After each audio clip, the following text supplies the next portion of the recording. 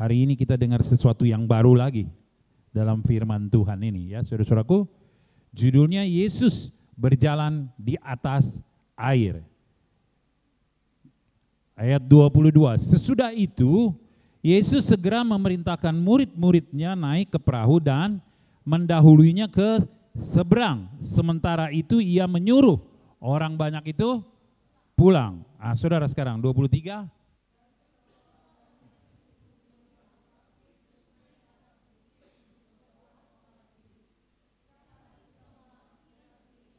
Saudaraku ayat 22 lagi sekali. 22, 1, 2, 3.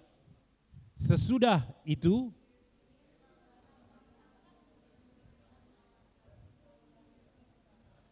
sementara itu ia menyuruh orang banyak pulang. Ayat ini berkata, ini cerita tentang peristiwa yang spektakuler dalam kehidupan dunia yang sampai sekarang belum pernah ada. Ya, saudara-saudaraku, peristiwa di mana Yesus berjalan di atas air. Sesudah itu Yesus segera memerintahkan murid-muridnya naik ke perahu. Sesudah itu maksudnya apa? Sesudah apa? Firman tuh ngomong gini dalam Matius ya. Matius mencatatnya gini, sesudah itu Yesus menyuruh murid-muridnya. Sesudah apa? Sesudah hal apa? Sesudah peristiwa apa? Saudara-saudaraku, kalau saudara baca perikop ini sebelum satu perikop sebelumnya itu bicara tentang Yesus memberi makan apa saudaraku? 5.000 orang. Hanya laki-laki saja, enggak terhitung anak-anak dan wanita. Ya, saudara-saudaraku. Jadi sesudah peristiwa Yesus memberi makan 5.000 orang, ya, sisa berapa makanannya bersisa, saudara masih ingat ceritanya? Ada berapa? 12 bakul dari 5 roti dan 2 ekor ikan. Sesudah peristiwa itu, Yesus menyuruh murid-muridnya naik ke perahu dan mendahuluinya ke seberang. Sesudah itu, sesudah murid-murid melihat mujizat. Itu fakta, kenyataan bahwa sebelumnya satu peristiwa, sebelum mereka disuruh naik ke perahu, mereka lihat apa saudaraku? Mujizat. Mereka lihat terjadi mujizat. Mereka lihat terjadi akselerasi perubahan roti yang tadinya cuma 5 dibagi untuk 5.000 orang cukup. Akselerasi perubahan daripada ikan yang 2 ekor cukup, bahkan bersisa 12 bakul. Sesudah mereka melihat mujizat yang dilakukan Yesus. Mestinya kalau mereka sesudah melihat mujizat Yesus, ya, kalau mereka sudah melihat mujizat Yesus, mestinya mereka imannya naik atau turun, saya tanya. Ya saudara-saudaraku, mestinya mana naik? Karena dengan mata kepala mereka lihat apa? Mujizat. Hal yang gak mungkin dibuat menjadi mungkin. Yang mustahil jadi gak mustahil. Mereka lihat dengan mata dan kepala mereka. Ya, kalau saudara baca cerita sebelumnya. Artinya mereka sudah hidup mereka saat itu adalah hidup yang imannya bertambah-tambah. Nah, persis seperti kita. Bukankah Tuhan juga sudah banyak melakukan mujizat dalam kehidupanmu dan kehidupanku? Yang menerima mujizat Tuhan dan mengalami mujizat Tuhan, katakan amin. Bukankah saudara sudah pernah menerima mujizat Tuhan? Amin. Amin. Jadi cerita ini adalah reflektif dari keadaan kehidupan kita sehari-hari. Sesudah menyaksikan mujizat, murid-murid disuruh pergi ke danau. Murid-murid disuruh berlayar di sana. Dan saudara-saudaraku, Yesus ikut atau enggak di cerita ini tadi? Kalau saudara baca itu. Sesudah itu apa? Yesus segera memerintahkan murid-muridnya naik ke perahu dan melaluinya ke seberang. Sementara itu ia menyuruh orang banyak pulang. Muridnya dulu dia suruh kamu semua ke seberang. Kamu pergi ke seberang. Ini kan masih ada ribuan ya. 5.000 lebih 15.000 orang. Dia lagi tuntun orang banyaknya tuh pulang. Waktu dia suruh orang banyak tuh pulang, murid-muridnya kan naik perahu ya masuk ke danau ya. Langsung ke danau. Dia suruh banyak. Orang pulang, setelah orang pulang ayat keduanya coba baca lagi yang keras. 1, 2, 3. Ayat 23 maksud saya. 1, 2, 3. Dan setelah orang banyak itu disuruhnya pulang,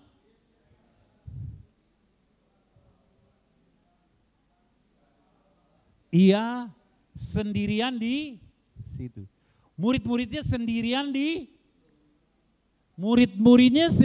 di perahu. Yesus sendirian di bukit. Yesus berdoa. Murid-muridnya ngapain? Berlayar. Murid-muridnya menyeberang.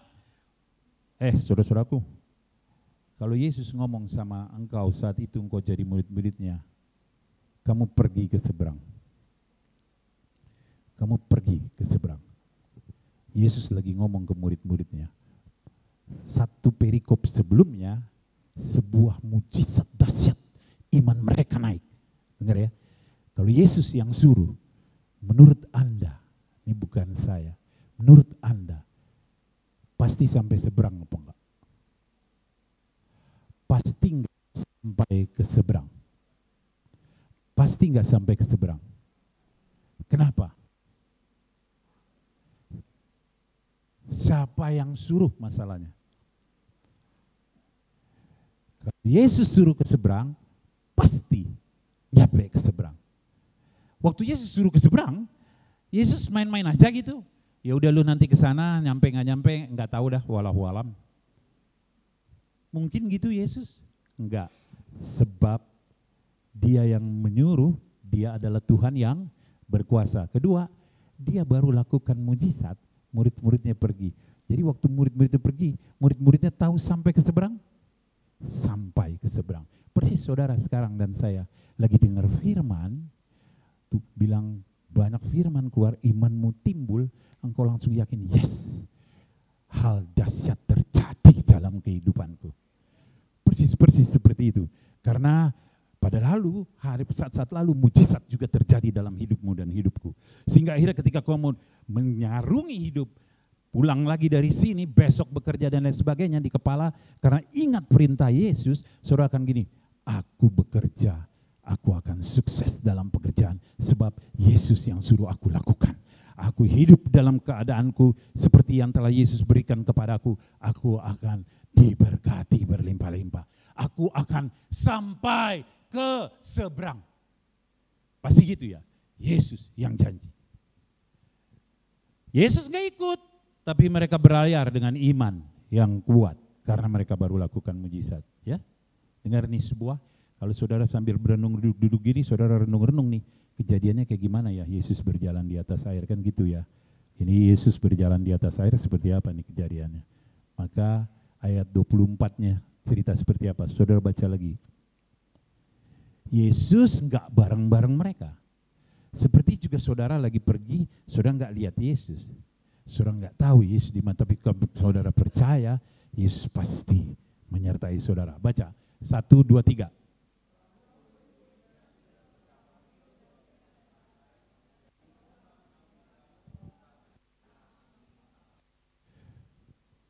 Perahu murid-muridnya sudah berapa mil jauhnya dari pantai dan diombang-ambingkan gelombang karena persis hidup kita juga. Kita nyebrang nih dalam kehidupan nih. Nyebrang, saya kata nyebrang nih bukan harafiah nyebrang, tapi kita mengarungi kehidupan kita. Ada masalah, ada persoalan? Ada? Siapa yang gak pernah ketemu masalah dan persoalan? Siapa yang gak pernah ketemu masalah dan persoalan? Siapa yang pernah ketemu masalah dan persoalan? Haleluya. Yang gak angkat tangan tetap masuk surga loh. Ya, yang gak angkat tangan tetap masuk surga loh. Siapa yang dalam hidupnya pernah ngalamin masalah?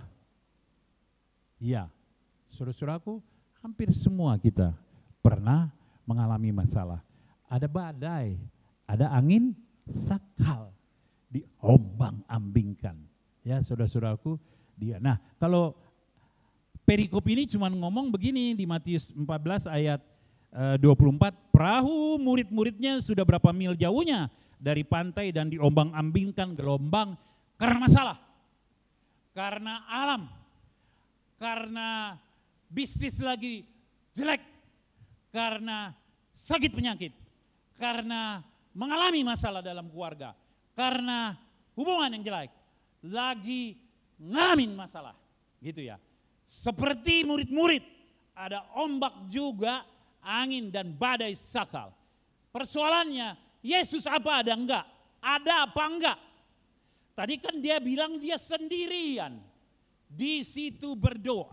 Murid-muridnya kan sendiri. Ingat ya, ini pernah melihat mujizat langsung loh. Murid-murid ini pernah melihat mujizat langsung. Yesus ada apa enggak tuh? Ini kalau ada Markus juga ini Matius. Markus juga menulis. Tapi Markus menulis menguatkan saya. Kalau di sini cuma segini, dan setelah ada Yesus naik 24 di mana tadi? 24. Perahu murid-muridnya sudah berapa mil jauhnya dari pantai dan diombang-ambingkan gelombang karena angin sakal. 25-nya ngomong, kira-kira jam 3 malam datanglah Yesus kepada mereka berjalan di atas air. Balik lagi ayat 24, perahu murid-muridnya, kalau ini kan cuma kasih tahu peristiwa yang terjadi.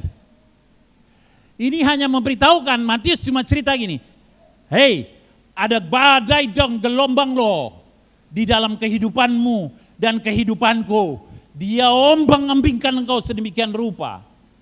Dia buat engkau sedemikian rupa. Matius ceritain ada badai loh. Tapi kalau Markus nyatetnya lebih apa buat saya, lebih punya rema buat saya. Tapi perikop ini juga lihat. Coba Markus 6 ayat 48. Baca ya. Markus 6 ayat 48. Kalau Markus mencatatnya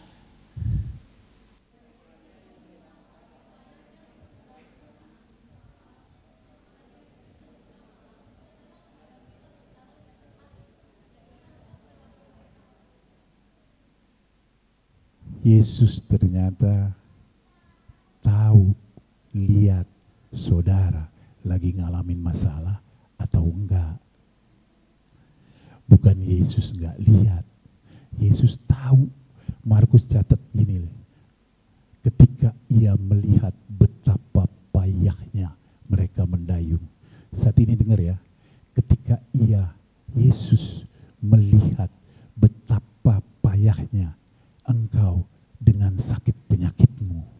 Yesus lihat, Yesus tahu. Yesus lihat, Yesus tahu. Saya boleh turun enggak? Boleh ya.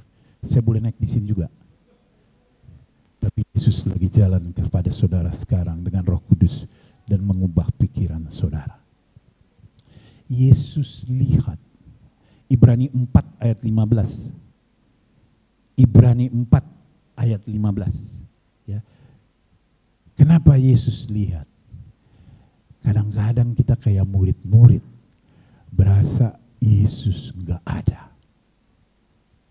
Sering gitu tuh. Kalau masalah pencobaan datang, kita berasanya Yesus enggak ada. Ya saudara, kayaknya Yesus enggak ada. Wow. Tahu enggak saudara?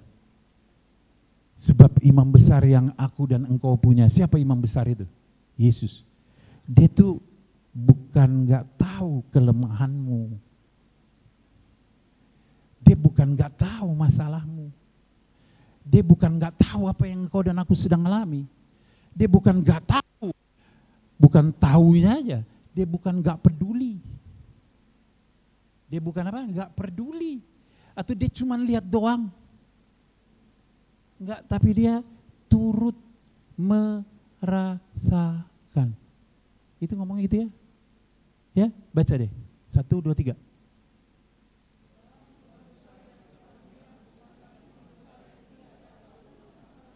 Dia bukan imam besar, yang nggak ngerasain.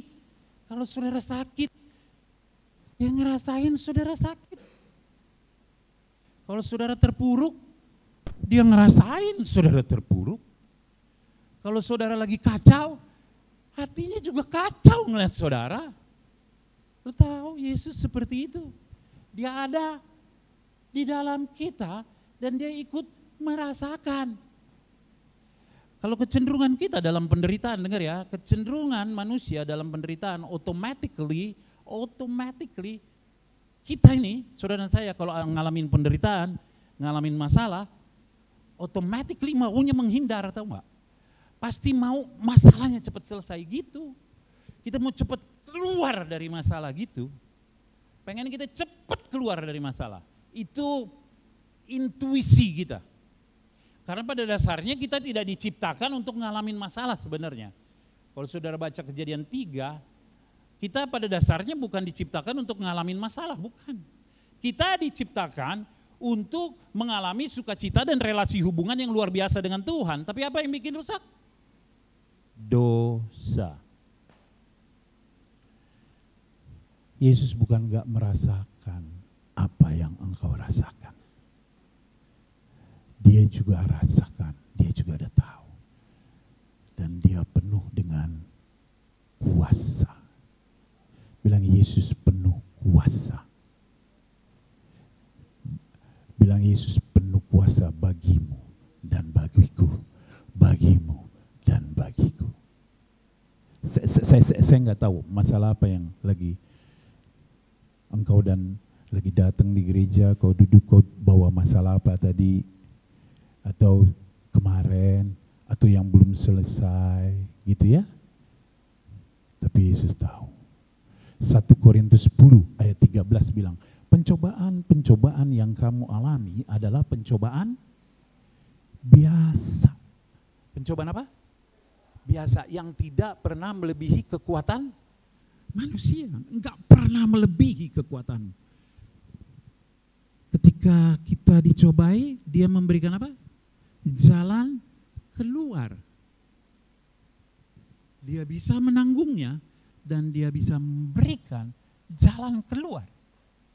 Makanya lagunya itu kan, Tuhan selalu menolongku, selalu menjagaku, sehelai di rambut. Saya sendiri yang tahu lagu ini. Sama-sama. Tanpa amin saudara.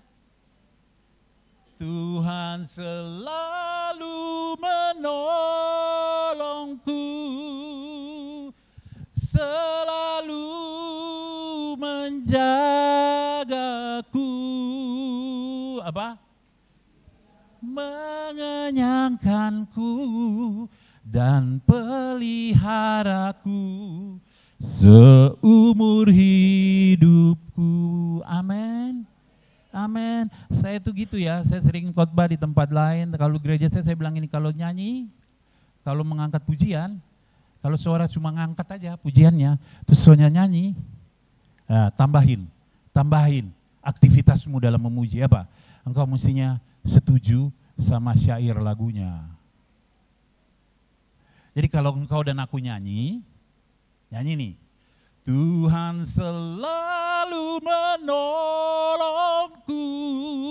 Nih hati saya lagi ngomong ini, emang benar Tuhan selalu menolong saya. Kapan? Dulu, sekarang, kapan? Di depan lagi Tuhan tetap nolong saya. Wow. Di depan juga dia tetap nolong kita. Dia bukan gak ngerasain, dia di gunung. Di gunung, dia jauh lagi berdoa, tapi bukan dia gak bisa ngelihat. Dia lihat dimanapun engkau ngalamin masalah dan apapun masalahmu, Yesus tahu.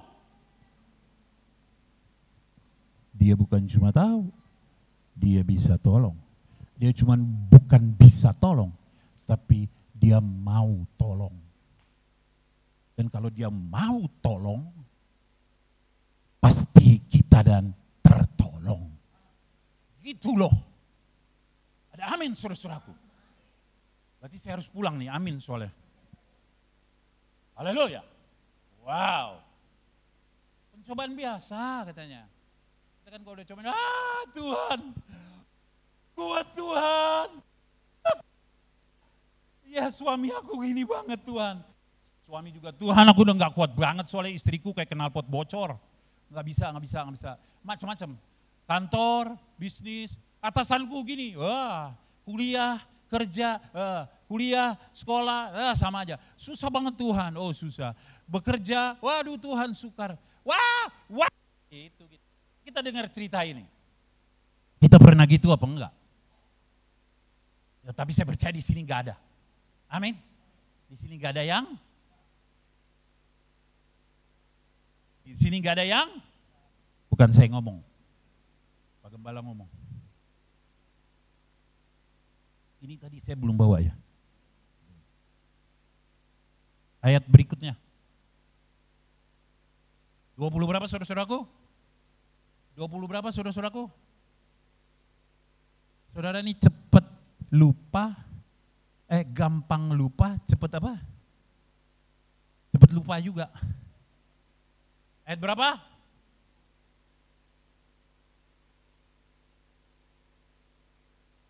Bahkan di 2 Timotius, lagi dicarikan, ayat berapa tadi? 26 sekarang. Bahkan di 2 Timotius 2 ayat 13 saja dibicara Tuhan gini. Tuhan tuh gak bisa menyangkal dirinya. Meskipun aku dan engkau gak setia, dia tetap setia. Wow, memang satu orang yang menikmati kesetiaan Tuhan. Tapi yang gak amin juga menikmati kesetiaan Tuhan. Ada amin? Ya. Meskipun engkau gak setia, aku tidak setia, tapi Tuhan tetap setia. Tuhan Yesus setia. Apa? Dia sahabat kita. Dalam segala susahmu selalu menghiburku. Terus kita nangis terseduh-seduh. Dia mengerti bahasa tetesan air mata waktu badai mengamuk dan gelombang menerpa.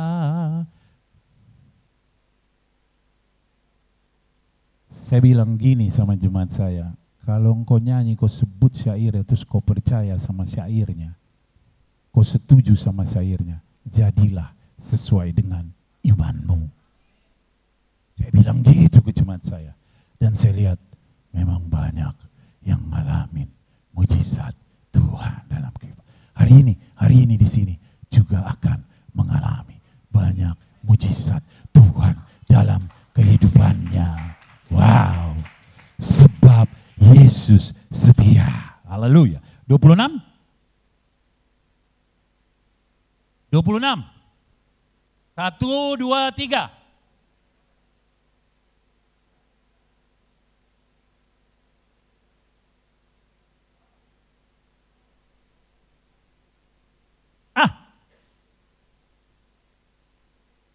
Persis kita nggak nih?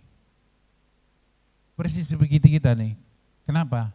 Kalau saudara terlalu takut gitu ya, terlalu panik sama masalahmu, fokusnya cuma di masalah, fokusnya cuma di persoalan, fokusnya cuma di pencobaan gitu ya, itu bisa panik, cemas, serius ya. Saya nih ayat ini lagi cerita tentang itu.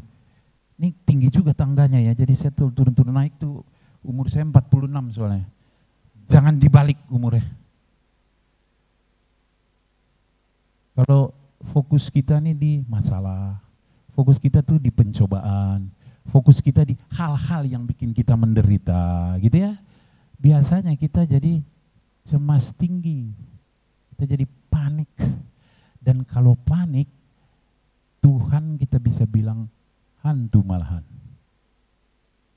Atau kalau saya mau memperhalus kalimat saya, Tuhan malah nggak kelihatan sama kita. Padahal Tuhan ada di dalam kita. Korintus bilang ini, tidak tahukah engkau bahwa baitmu ada Roh Kudus tinggal dalam hatimu. Tubuhmu adalah bait Allah. Tapi kalau kita terlalu panik, terlalu kacau, kita gitu jadinya. Hari ini jangan mau terlalu panik, jangan mau terlalu kacau, supaya kita bisa lihat Yesus ada di dalam kita. Jangan terlalu panik, jangan mau dibohongin. Itu cuma iblis saja yang bohongin. Yesus sudah ada di dalammu dan dia bertahta dalam hatimu. Dia merasakan apa yang kau alami, tapi juga dia ikut menderita di dalamnya. Bahkan dia menyelesaikan perkara. Ingat ya, waktunya waktu siapa? Waktu Tuhan. Waktunya waktu siapa? Lagunya gimana? Pasti yang terbaik.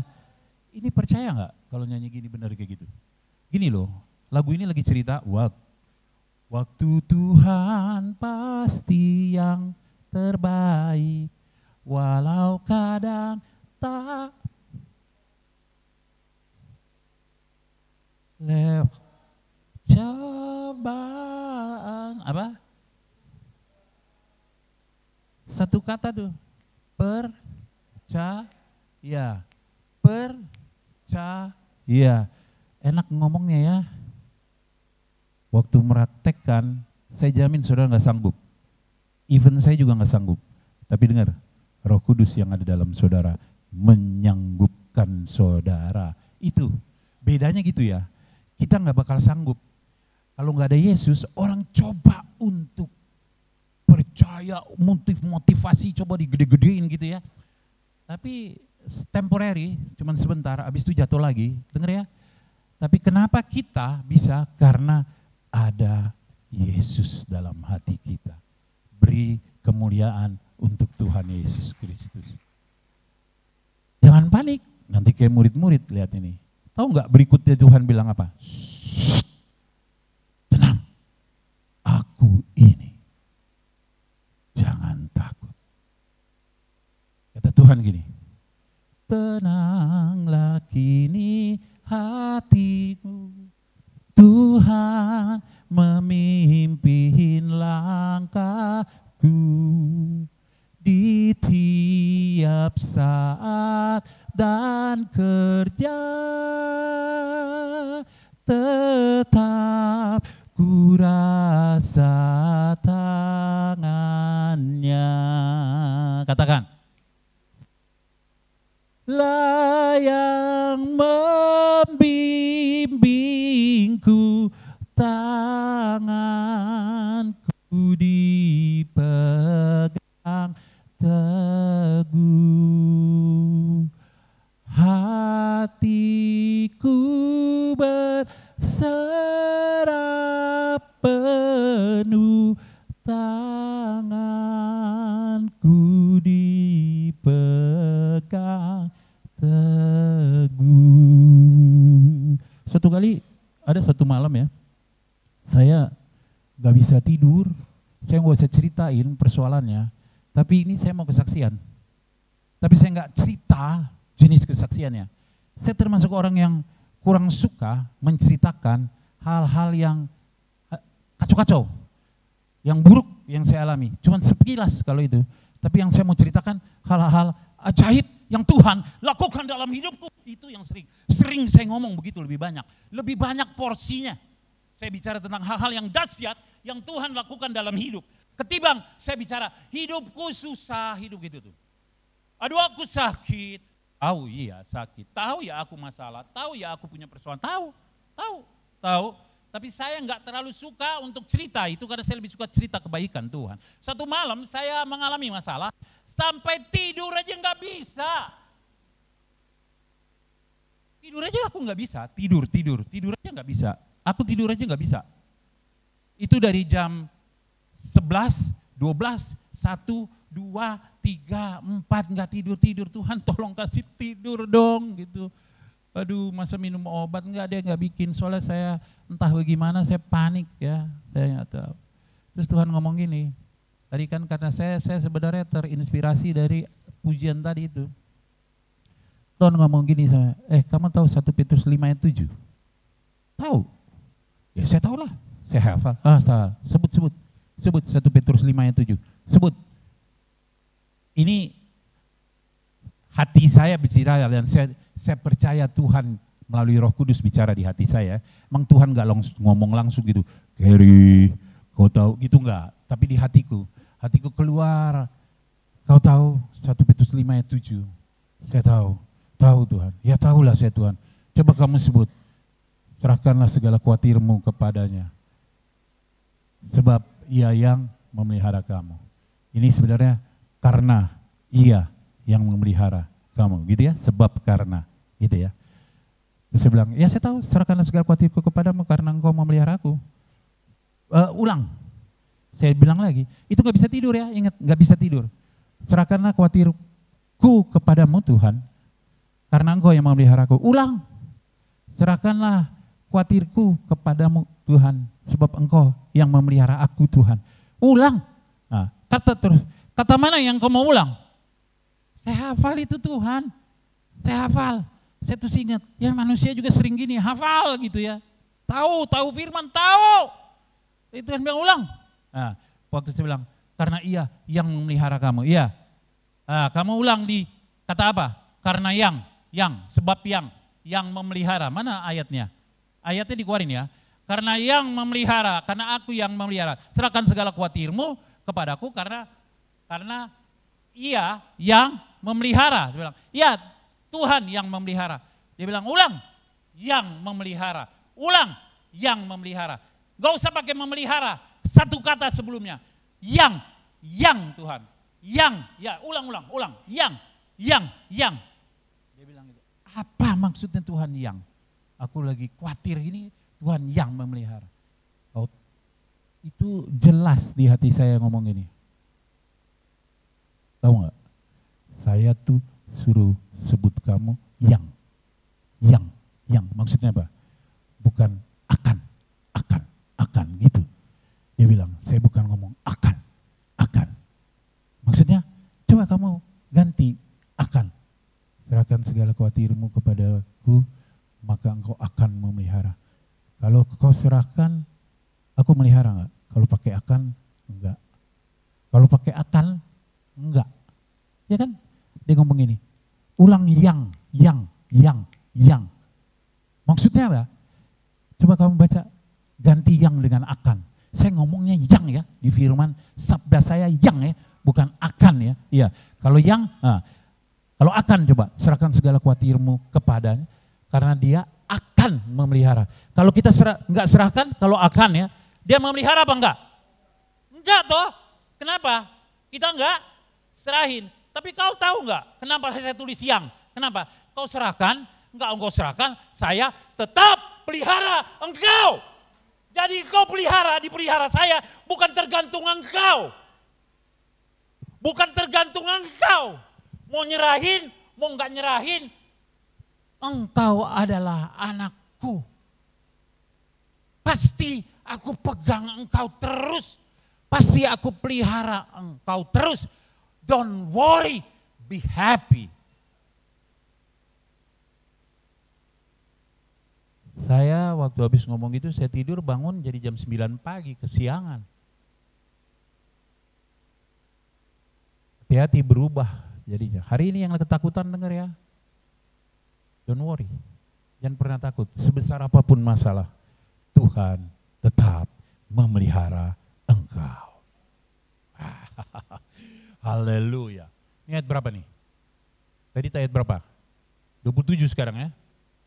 Sekarang 27. Kita nggak lagi ngerasain, oke, Tuhan memelihara. Tapi tahu nggak? Kita nggak ngerasain juga Tuhan sebenarnya tetap lagi pelihara. Kita lagi nggak lihat mujizat, tapi sebenarnya Tuhan tetap melakukan. When you don't see it, anything, he never stop walking. Even you don't feel anything, he never stop walking. Kalau meskipun engkau nggak rasa, sebenarnya Tuhan lagi bekerja. Meskipun engkau nggak melihat dengan mata kasat matamu, tapi Tuhan tetap bekerja. Haleluya. 27, 1, 2, 3. Tetapi segera Yesus berkata kepada mereka, tenanglah, aku ini, jangan takut. Ayat 28.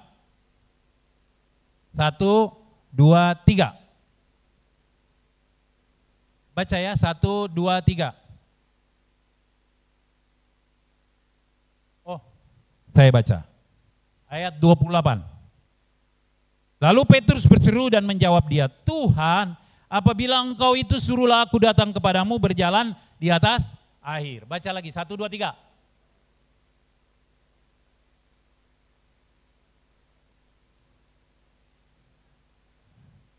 Saya ini ngerenung, ada berapa murid di dalam perahu? Belasan ya? Kan dia suruh menyeberang, belasan murid ya? Ada belasan ya? Tapi yang bisa fokus, gak ngelihat hantu, tapi ngelihat itu adalah Tuhan, siapa? Petrus.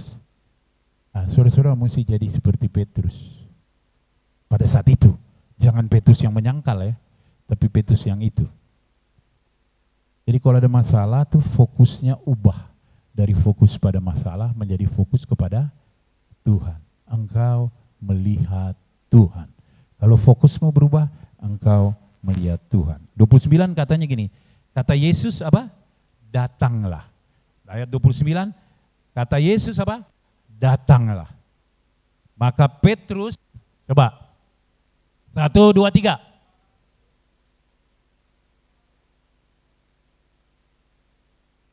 Saya sampai saat ini, saya gini loh, si Petrus itu kan nyangkal Yesus ya.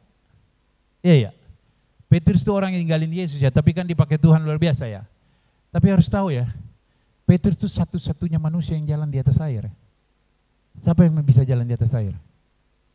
Cuma Petrus yang bisa jalan di atas air. Ya, saya nanya lagi, waktu Petrus jalan di atas air, badainya lagi berhenti apa enggak? Masih ada badai apa enggak? Masih ya. Jadi Petrus jalan di atas air, badainya lagi bergemuruh enggak? Bergemuruh enggak?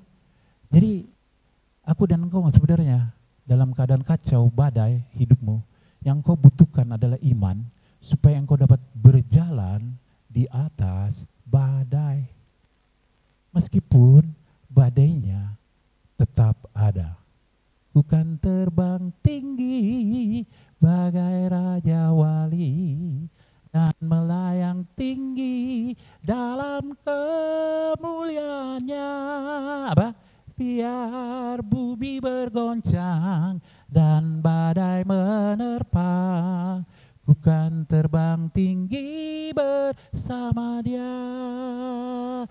Saudara, meskipun masalah dan badaimu belum berhenti, tapi engkau kuat berjalan bersama Tuhan di dalamnya, sebab ada Yesus di dalammu.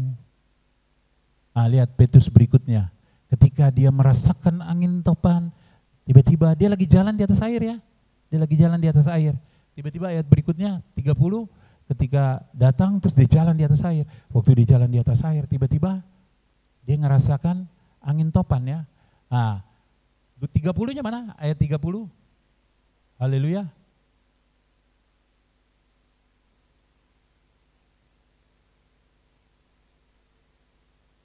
Lalu berteriak apa? Tuhan tolonglah aku. Ini kayak kita juga. Kalau masalah, padahal kita udah jalan di atas badai, cuman kita kadang-kadang gak kuat. Jangan pernah khawatir, tinggal balik dan ngomong gini, Tuhan tolong aku. Dan dengar, Tuhan bukan gak dengar, Tuhan mampu menolongmu. Ya. Dan ayat 31,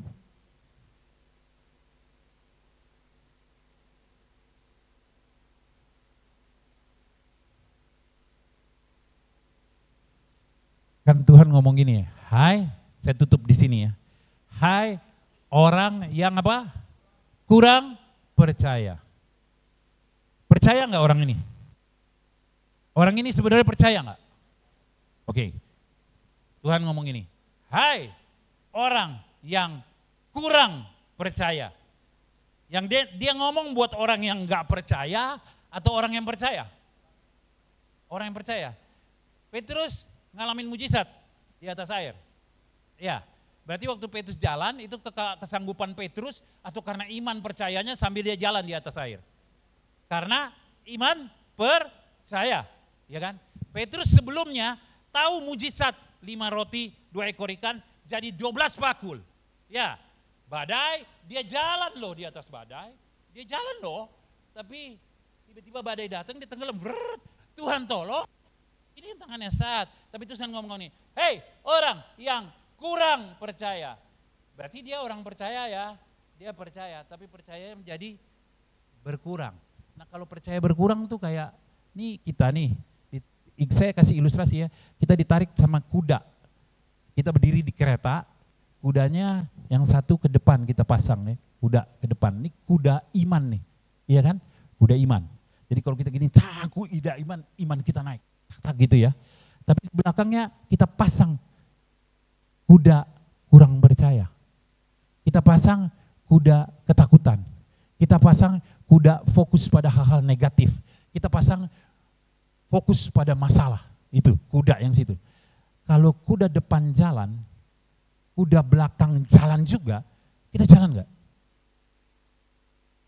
Kalau kurang percaya tuh kayak gitu. Saya lihat ya.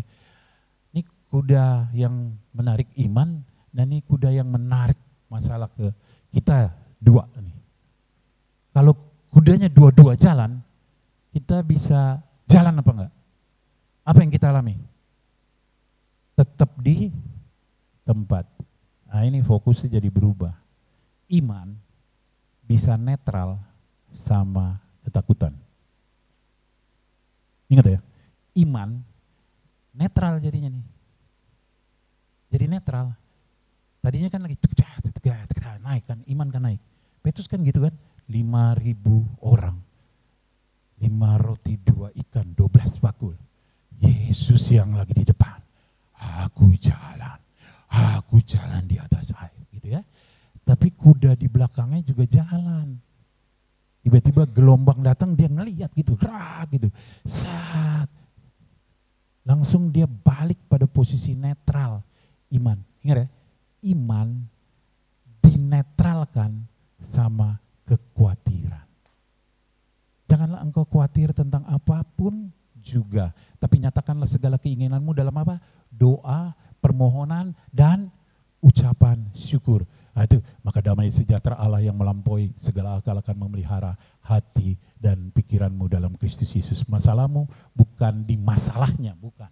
Masalahmu bukan di persoalannya, bukan. Tapi masalahmu dan masalahku adanya di damai sejahtera yang hilang, sehingga imanmu dan imanku jadi netral. Saya nangkap Roh Kudus ada dalammu dan dia luar biasa.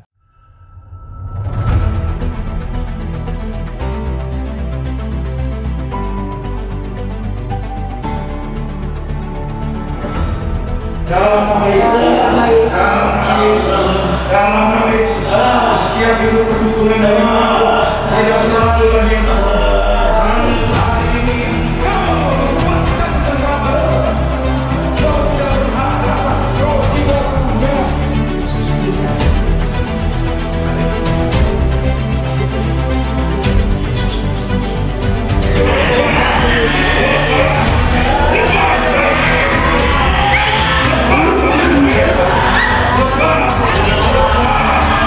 Pada saat dia dibaptis, setelah dibaptis dia tidak intim dengan Tuhan. Maka dengar baik, pada saat iblis coba menghancurkan dia, maka habislah dia.